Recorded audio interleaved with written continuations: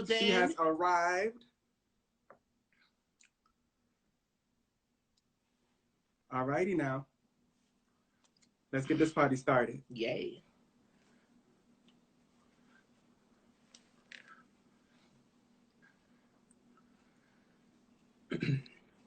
Hi. Oh Hi. my God. Give me 1 second because I'm trying to figure out the light, like the best light. Anything for you, Doc. You let us know. For this to actually like pop off. Hold on. All that body, yada, Oh. Okay. Is this Okay. better? Not really. Hold on. 1 second. I'm sorry. I was No enjoying worries. I was enjoying the premiere like everyone else was, so I'm a little bit late to the party. No, it's Oh okay. no, thank you so much first off for joining us tonight Yes. for Of your course. season 2 premiere. Congratulations. Congrats. Thank you. So Thank you. first we want to ask you, how did you get involved in Married to Medicine LA? How did that all come about? My mom of all people sent me it was an email that she had received from her doctor who's happens to be a Black internist. And back then, I guess the producers were just kind of sending out emails to people they thought might be interested. So she sent it to me and said like, "Oh, you should apply, LOL." And I was like, all right. So I actually I kind of half-assed applied. But then once I sent the email, like somebody like hit me back like 10 minutes later, like, okay, when can we do a, what do they call it? Like a sizzle reel with you. Mm-hmm. So yeah, so that's pretty much how it started. And that was back in, I want to say it was like 2017 or 2018. Okay. Yeah.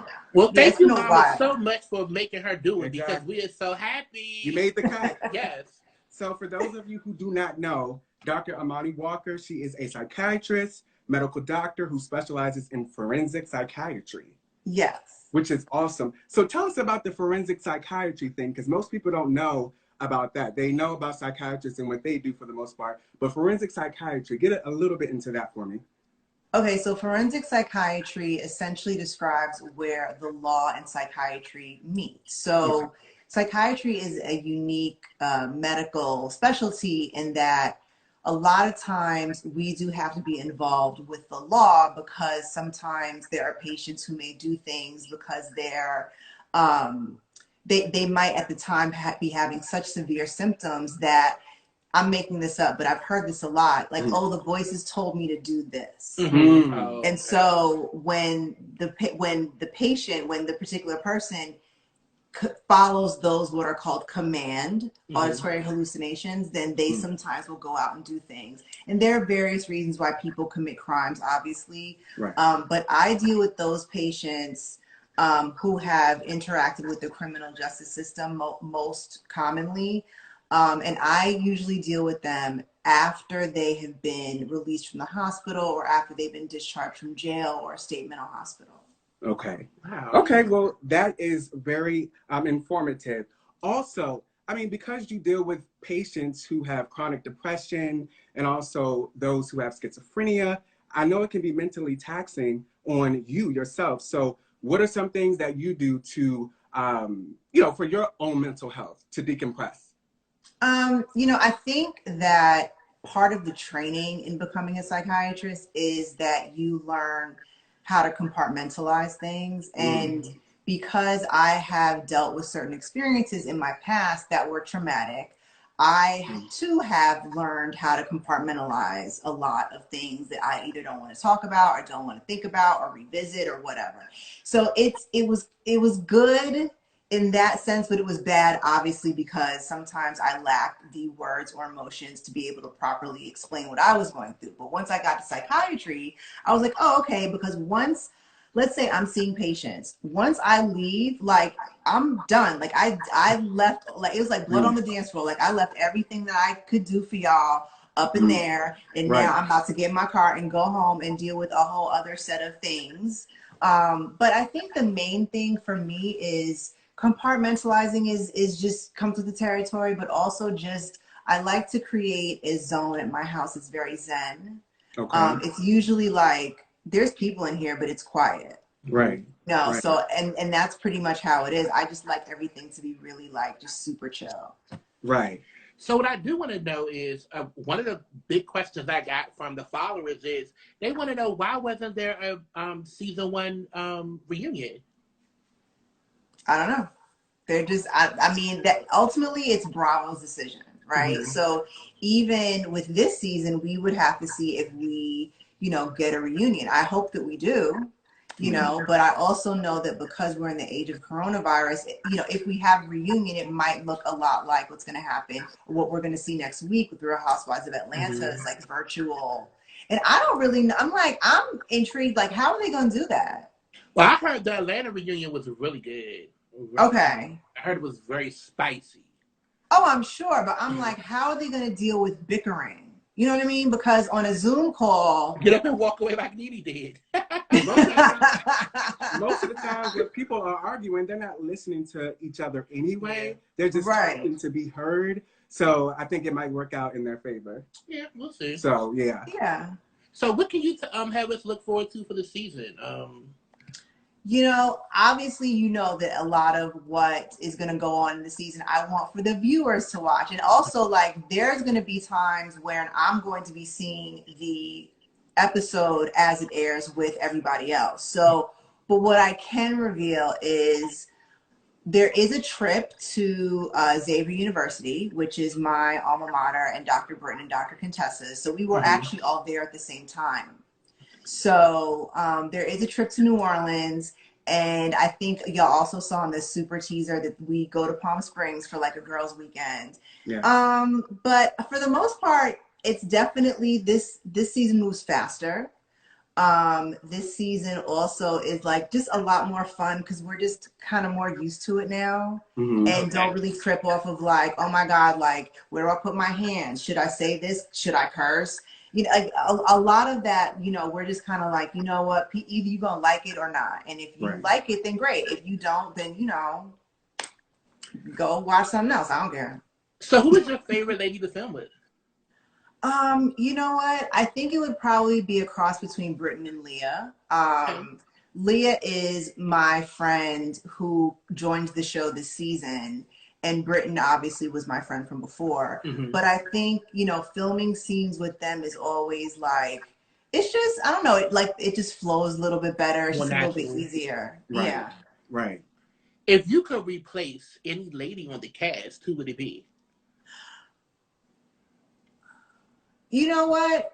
I don't know if I would replace anybody, but I think that at this point it would be nice for, the people who are more so known as friends, like if they could just get their own, position. But there isn't anybody, honestly, that I want to replace on the show. Like we actually, we went through a lot this season, but it actually brought us closer together, which, y'all will see as you watch the episodes.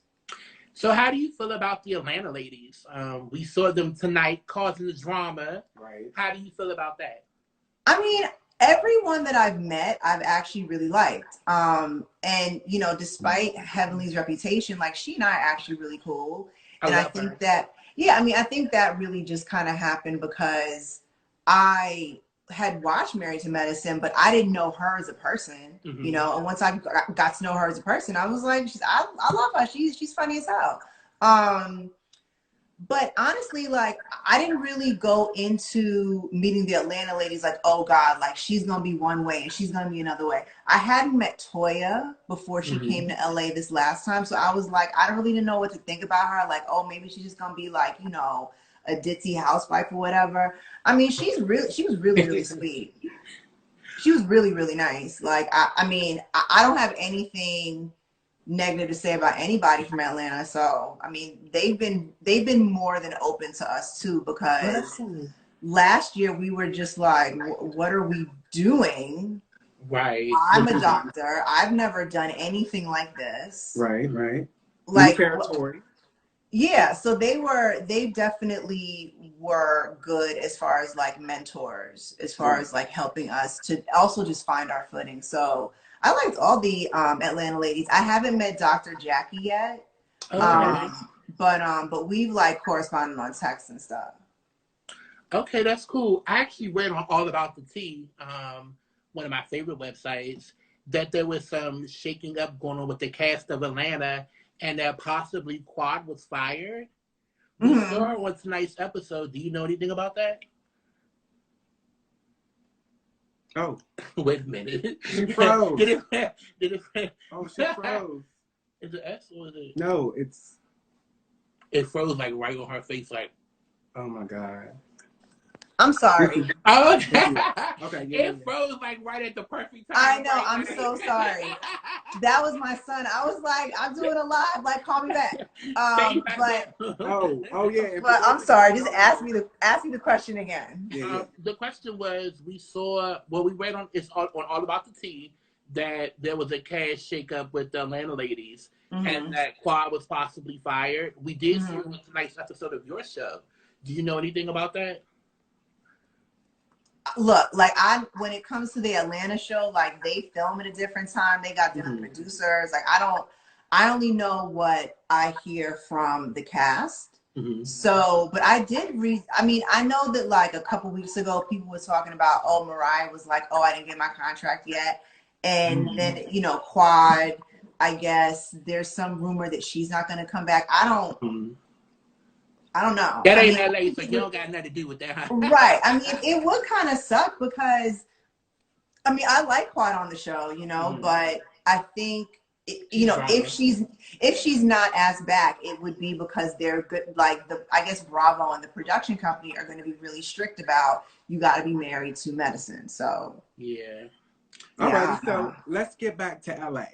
Okay. So I gathered that you and Jazmin have had some very tense moments, and to me, I saw that you apologized last year, and to me, it seemed very sincere. She 11 times. She called it childish. So what is the tea between you and Jazmin? Like, why is there a rift? Without giving too much away for the season. Okay. So, I mean, people saw what they wanted to, not people saw what they wanted to see, but people saw what was included during the shooting schedule, right?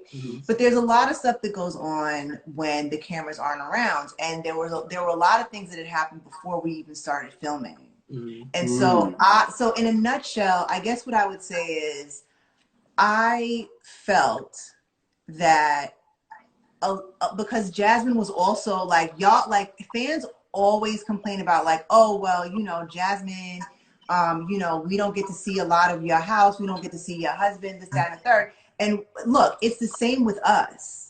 Like in the very beginning, before we started filming like season 1, it was just like, no, no, no, no, and no. And we were like, well, hold up. You met our husbands. You met our kids. Like, it's just kind of fucked up that you're not even like, you know, and to me, I took it as like, I tried to see it from her point of view, but then there were times when I started to feel like, okay, I feel like this chick is kind of acting like conceited or some shit. And so I really, you know, just detested that. And on top of that, you know, as viewers will see with this year and even this first episode, like, it's not that Jazmin's stupid, but sometimes she plays up this ditzy role, like when you first meet her. And I don't really hang out with no dumb bitches. You know what I mean? Like, that's not my thing. You know, so I'm like, listen, I'm intelligent. You know, I devote a lot of time to like keeping up with, you know, the latest medications and this, that, and the third. And yeah, I like to have fun, obviously, but like I can't, like the energy that she was bringing was just, it wasn't vibing with me. So when everybody was like, oh my God, you know, Imani's a bully and that was so fucked up, I'm like, here's the thing though, there's a lot of shit that y'all did not see. And me saying what I said about her house, it was about her house, obviously not her husband. But I was just like, I need for you to understand that like, you are not genuine with us. I don't know who you are, but you're trying to act like you better than me. Like that ain't gonna happen.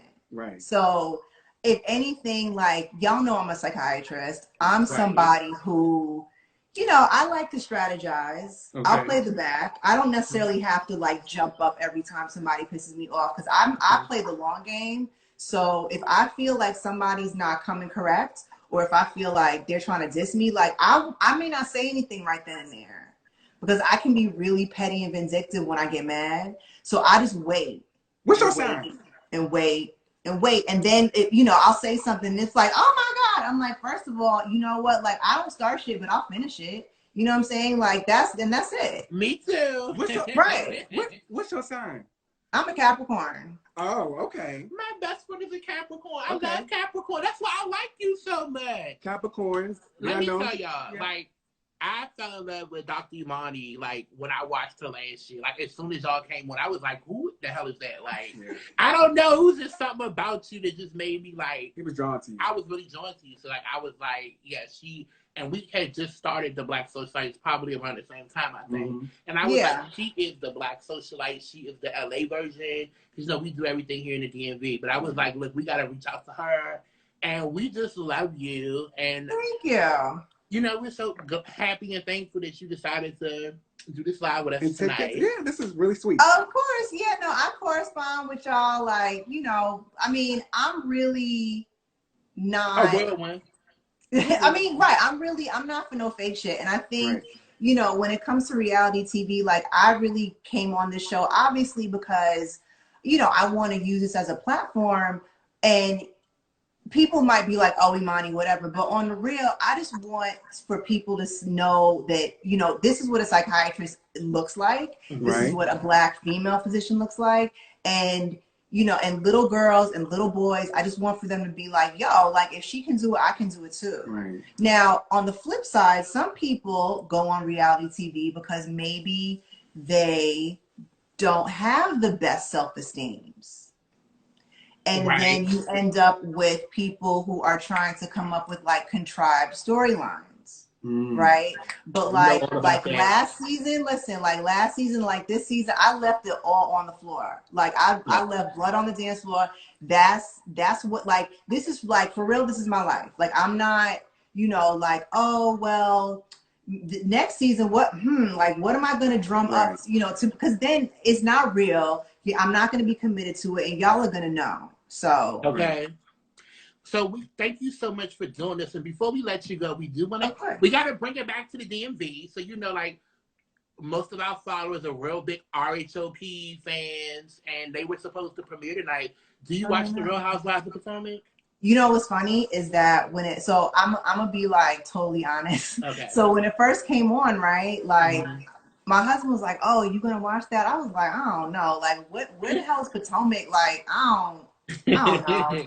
But really, it was him who kept watching it. Oh. And then I think by and I knew what was going on, but by third season, I was like, okay, bet. Like, this shit is like these chicks came like to throw down. And I too, like, listen, a lot of people were like, oh, I can't believe Bravo's gonna air your show and not air Potomac. What's up with that? I'm like, look, I ain't got nothing to do with that, okay? Because I want to see Potomac tonight too. The queen of RHOP just joined the building. Miss Monique. Miss Monique Samuels. Hey, Monique. Hi, Monique. I mean, I've never met Monique, but hey, girl, I'm like, you're my favorite. She's a doll. You will love. Oh my God, she's my favorite too. You will love Monique. Very sweet. Oh, whenever you come into the DMV, we all have to do something together. Right. Of course. No, I'll definitely let you know. All right. Well, thank you so much, Dr. Imani, for chatting with us. Thank you so much. We enjoyed the season 2 premiere tonight, and we look forward to talking to you again soon. Yes. Thank you so much. All right. All righty, dear. Okay. Bye. Bye. So